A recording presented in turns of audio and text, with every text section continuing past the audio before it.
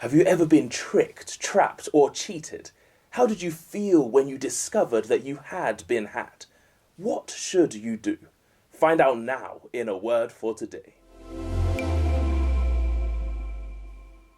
I don't know if it's right to applaud their craftiness, deceitfulness, and deceptiveness, but you have to admit they were committed to this con.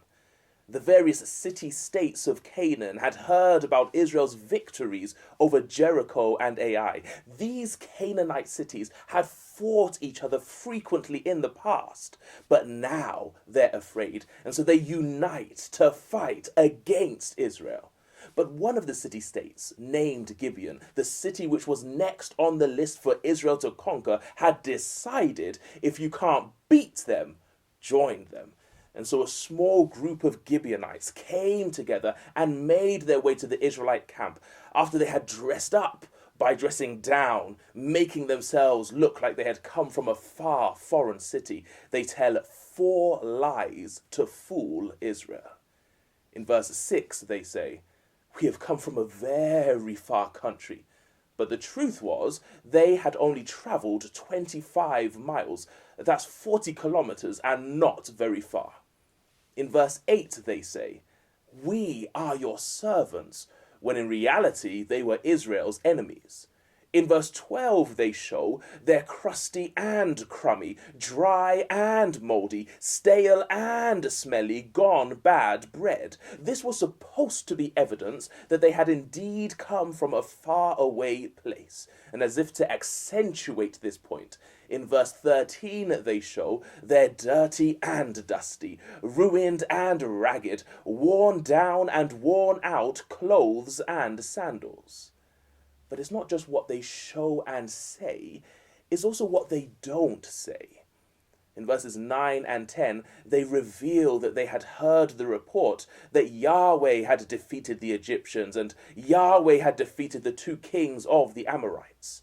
Conveniently, these Gibeonites do not mention Yahweh defeating Jericho and Ai, for that would have disclosed that they didn't live very far, and it would have exposed them for who they really are.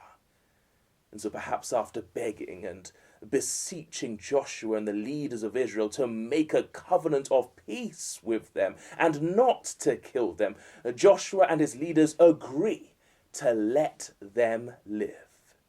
Eventually, all of Israel discover the truth, but it's too little, too late.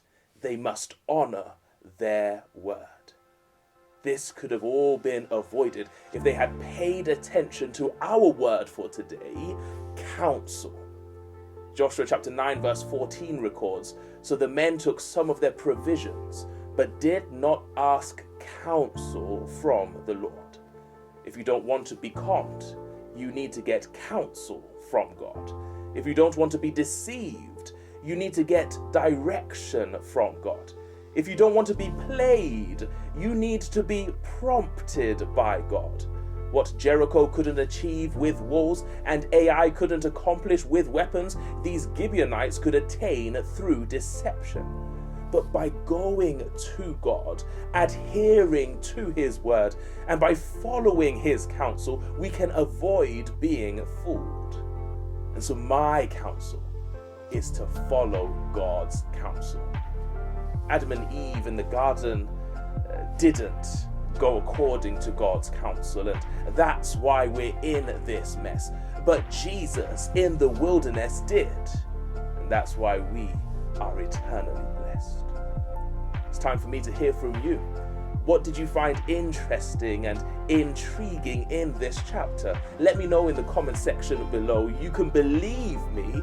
I'm not deceiving you. I will read it, and hopefully I'll respond. See you in the next video. Thanks for watching. For all your queries and comments, questions and answers, observations, applications, reservations and constellations, you can leave them all in the comment section below. And don't forget, sharing is caring. So don't keep the Pastor B channel to yourself. Don't be selfish. Go and tell somebody. Admit it. You liked that, didn't you? Hit the thumbs up button. And don't forget to subscribe to the Pastor B YouTube channel. I don't want you to miss any content, so make sure that you read